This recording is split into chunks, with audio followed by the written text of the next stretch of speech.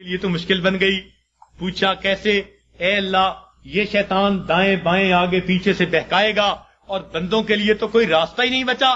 اللہ تعالیٰ نے فرمایا کہ میرے فرشتوں یہ دو سمتوں کو بھول گیا، ایک نیچے کی سمت ایک اوپر کی سمت. میرا گناہگار بندہ جب اپنے گناہوں پہ پریشان ہو کر میرے در پہ آئے گا اور میرے در پر آ کر ہاتھ پھیلا دے گا، چونکہ ہاتھ اوپر کی سمت کو اٹھیں گے، ابھی اس کے ہاتھ نیچے نہیں جائیں گے، میں اس کے گناہوں کو معاف فرما دوں گا.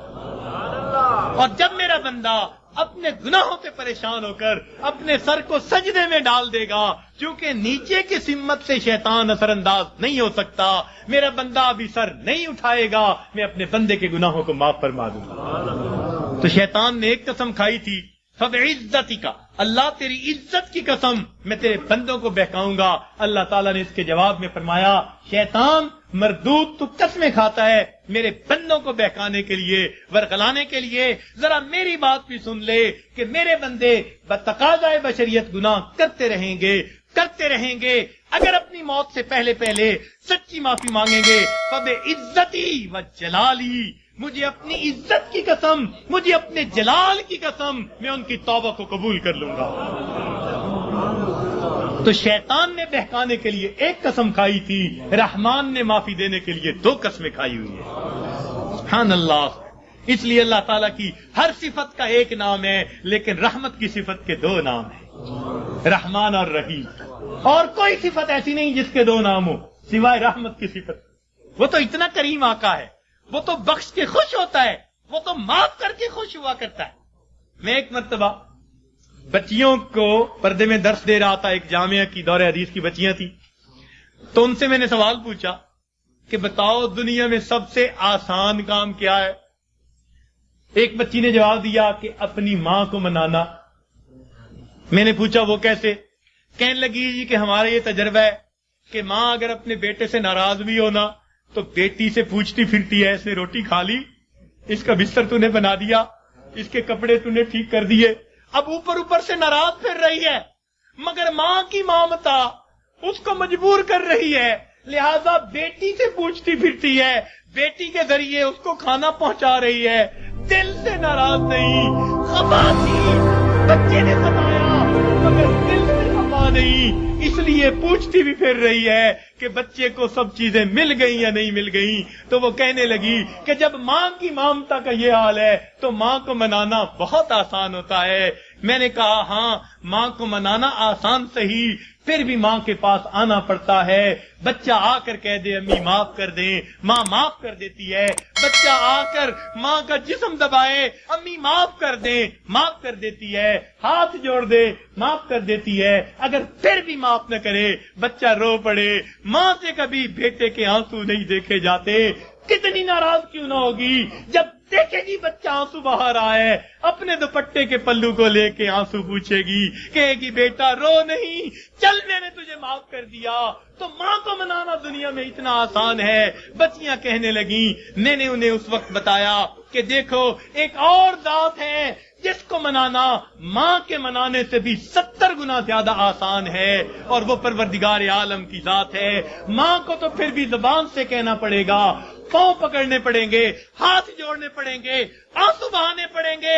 ایک وہ پروردگار ذات ہے جس کے سامنے بندہ تنہائی میں بیٹھا ہو، فقط دل کے اندر نادم ہو جائے، دل کے اندر شرمندہ ہو جائے اور دل میں پکارے پروردگار گناہوں کی معافی چاہتا ہوں، میں نے سچی توبہ کر لی، اللہ میں نے صلح کر لی، مجھے اپنا بنا لے، شیطان کے پنجے سے چھڑا لے.